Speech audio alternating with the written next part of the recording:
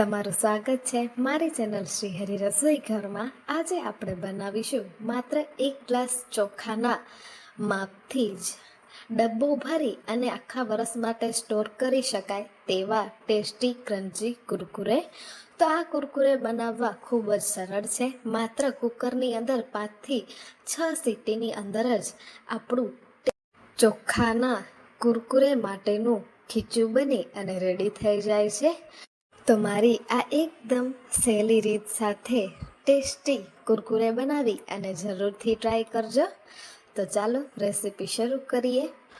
તો અહીંયા મેં 1 કપ ભરી અને ચોખાને 2 થી 3 વખત સાફ પાણી વડે ધોઈ અને આખી રાત પલાળવા માટે મૂકી દીધા હતા। તો અહીંયા આપણા કપનું માપ જે છે તે બહુ ઇમ્પોર્ટન્ટ છે।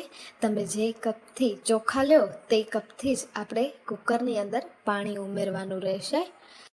તમે 4 થી 5 કલાક માટે પણ ચોખાને પલાળી અને લઈ શકો છો। ત્યારબાદ હવે આપણે મસાલાઓમાં જોઈ લઈએ। તો સૌ પ્રથમ મેં અહીંયા પાપડ ખાર લઈ લીધો છે। પાપડ ખાર તમને કોઈ પણ જનરલ સ્ટોર્સમાં અવેલેબલ હોય જ છે, મળી રહેશે। ત્યારબાદ સિંધુ મીઠું લીધું છે, ફ્લેવર અને કલર માટે જીરું લીધું છે, સાથે જ ખાવાનો સોડા લઈ લીધો છે મેં। તમારી પાસે પાપડ ખાર અવેલેબલ ના હોય તો તેની જગ્યાએ તમે સોડાનો પણ ઉપયોગ કરી શકો છો। હવે અહીંયા એક કુકર લઈ લીધું છે, તેની અંદર જે કપથી આપણે ભાત લીધા હતા તે કપના માપથી જ 10 કપ ભરી અને પાણી એડ કરી દેવાનું છે। કુરકુરે માટેનું ખીચું બનાવવા માટે આ માપ એકદમ પરફેક્ટ છે। આ માપથી જ તમે સુપર ટેસ્ટી એવું ખીચાનું બેટર બનાવી અને તૈયાર કરી શકશો।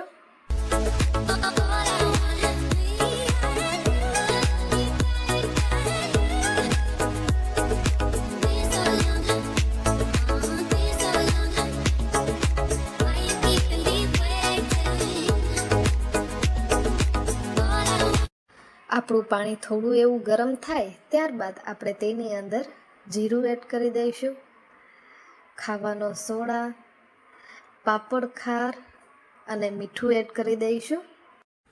બધી જ વસ્તુઓ એડ કરી અને એક વખત સારી રીતે મિક્સ કરી લઈશું અને સારી રીતે એક વખત ઉકળવા દઈશું। આપણા પાણીનો કલર ચેન્જ થાય ત્યારે આપણે તેની અંદર આપણા પલાળી અને રેડી કરેલા ભાત જે છે તે એડ કરી દઈશું।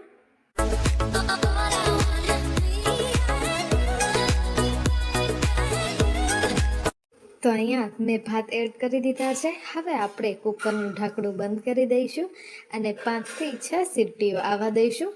5 સીટીઓ બાદ આપણે કુકરનું ઢાંકણ ખોલી અને જોઈએ તો તમે અહીંયા જોઈ શકો છો કે આપણું ચોખાનું ખીચું જે છે તે એકદમ પરફેક્ટ ઘાટું એવું બની અને તૈયાર થઈ ગયું છે।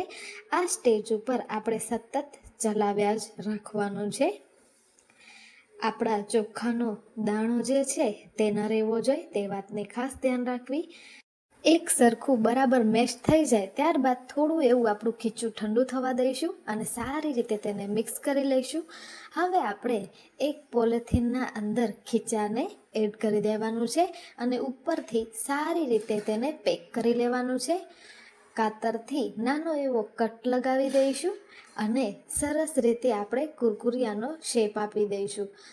તમારી પાસે મશીન અવેલેબલ હોય તો પણ તમે કરી શકો છો અને સાથે જ તમે કોથળીનો કોન વાળી અને લઈ શકો છો।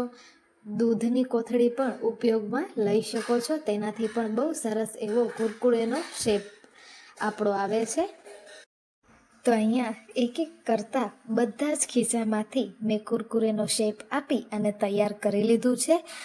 આ કુરકુરેને સુકાતા માત્ર 4 થી 5 કલાક જ લાગે છે। સવારે તમે બનાવી અને તૈયાર કરશો તો સાંજ સુધીમાં એકદમ પરફેક્ટ સુકાઈ અને તૈયાર થઈ જશે।